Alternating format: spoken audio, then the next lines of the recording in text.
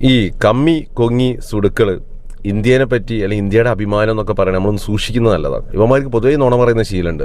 പിന്നെ ഈ BJP-നെയും മോഡിനെയും ഇഷ്ടമല്ലാത്തതുകൊണ്ട് പല രീതിയിലും ഇവന്മാർ പല നുണയും ഇറക്കും. ഇനിയിപ്പോൾ ഇന്ത്യനെ താറടിച്ച് കാണിച്ചാലും വേണ്ടിയില്ല, നമുക്ക് BJP-ക്കാരെ മോശക്കാരാക്കിയാൽ മതി എന്നുള്ളൊരു ലൈനാണ്, അല്ലെങ്കിൽ ഇന്ത്യൻ സർക്കാരിനെ മോശക്കാരാക്കാനുള്ള ലൈനാണ്. അപ്പോൾ ഇവന്മാരെ നിഷ്കളങ്കതയ്ക്കൊന്നും നമ്മൾ സൂക്ഷിക്കണം. അപ്പോൾ ഇത് പുതിയൊരു പിന്നെ ഈ ഉടായ്പ പരിപാടിയെല്ലാം ഇവന്മാർ ഈ നുണയെല്ലാം കൂടിപ്പോയി 3-4 മണിക്കൂർ കൊണ്ട് പൊളിയും ചെയ്യും. അതാണ് എൻ്റെ ഒരു കോമഡി.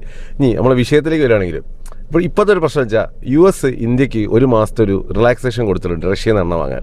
സോ ഇവിടെ US ഇറാനിൽ നിന്നും റഷ്യയിൽ നിന്നും എണ്ണ വാങ്ങാൻ രാജ്യങ്ങളെ റെസ്ട്രിക്റ്റ് ചെയ്തിട്ടുണ്ട്. ഇനി അഥവാ രാജ്യങ്ങൾ വാങ്ങിക്കഴിഞ്ഞാൽ അവർക്ക് ഈ പറയുന്ന പോലെ തന്നെ സാമ്പത്തിക ഉപരോധം, സെക്കൻഡറി സാങ്ഷൻസ്, പേയ്മെൻറ്റ് ഗേറ്റ്വേയിൽ പ്രശ്നം ഉണ്ടാക്കുക, അതുപോലെ തന്നെ ഈ കപ്പലുകളുടെ ഇൻഷുറൻസ്, എണ്ണ വന്ന കപ്പലുകൾക്ക് എന്തെങ്കിലും സംഭവിച്ചു കഴിഞ്ഞാൽ അതിന് ഇൻഷുറൻസ് പരിരക്ഷകളൊക്കെ കൊടുക്കുന്ന അമേരിക്കൻ കമ്പനീസ് അപ്പോൾ അവിടെ ഇടപെടാൻ പറ്റും. വെച്ചാൽ പല രീതിയിലുള്ള പ്രശ്നങ്ങൾ, സാമ്പത്തിക ഉപരോധങ്ങൾ, സെക്കൻഡറി സാങ്ഷൻസ്, ഈ പറഞ്ഞ പല പ്രശ്നങ്ങളും ഈ പറഞ്ഞ US-ന് ഈ രാജ്യങ്ങളുടെ മേലെ ഏർപ്പെടുത്താൻ അടിച്ചേൽപ്പിക്കാനും പറ്റും.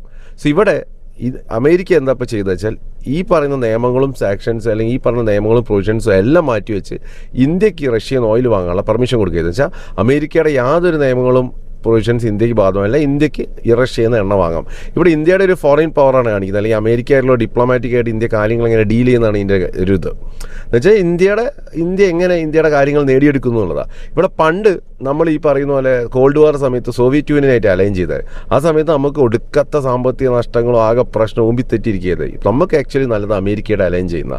കാരണം ഒരു രാജ്യം ഇങ്ങനത്തെ യുദ്ധസമാനമായ സാഹചര്യത്തിൽ എന്താ ചെയ്യുകയെന്ന് വെച്ചാൽ അവരുടെ കാര്യങ്ങൾ നൈസായി നേടിയെടുക്കുക. അവരുടെ കാര്യങ്ങൾ അമേരിക്ക ഇന്ത്യയോട് ഡയറക്റ്റ്ലി പ്രശ്നത്തിന് വരാത്തിടത്തോളം കാലം ഈ പറഞ്ഞ നമ്മളെ കാര്യങ്ങൾ എല്ലാം നെഞ്ഞു വിരിച്ചു പോയിട്ട്, ഞാൻ ഈ നാട്ടിലെ രണ്ടാൾക്കാർ തല്ലുണ്ടാക്കുന്ന വൈബിൽ നെഞ്ചു വിരിച്ചു പോയിട്ട് ഞാൻ കപ്പൽ കൊണ്ട് ആരട തടയാൻ ആ ഒരു രീതിയല്ല. അത് ഈ മണ്ടന്മാർക്ക് അറിയില്ല എന്ന് എനിക്ക് തോന്നുന്നു.